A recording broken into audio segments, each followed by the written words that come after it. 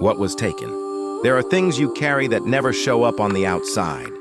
You can build muscle, fight wars, chase adrenaline, and still walk around hollowed out by something that happened when you were just a kid. I've talked about my drinking, my rage, my blame, but none of it makes full sense without talking about what came before. When I was 5 or 6 years old, I was in daycare. That's when it happened. The first time. An older boy touched me in a way I didn't understand, but somehow instinctively knew was wrong. I froze. I didn't have the words, the context, or the safety to speak up. I just swallowed it and moved on like nothing happened. But something inside me shifted that day. That moment was the first time I learned how to dissociate, how to disconnect from my own body, how to bury what hurt so deep it could almost disappear. Almost, but not completely. Years later, it happened again. I was touched again. And again, I kept silent. I told myself it didn't matter. I convinced myself it wasn't that bad.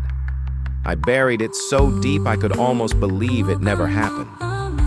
But it did. And pretending it didn't only gave that darkness more power over me, it twisted how I saw intimacy.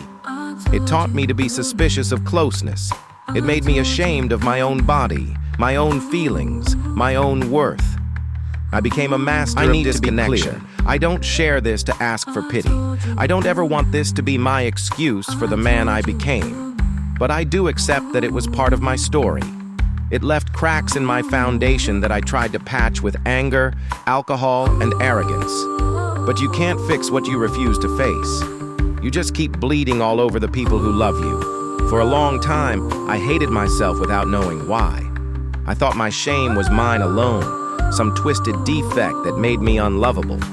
But that shame wasn't born in me. It was placed there by someone who stole something they had no right to take.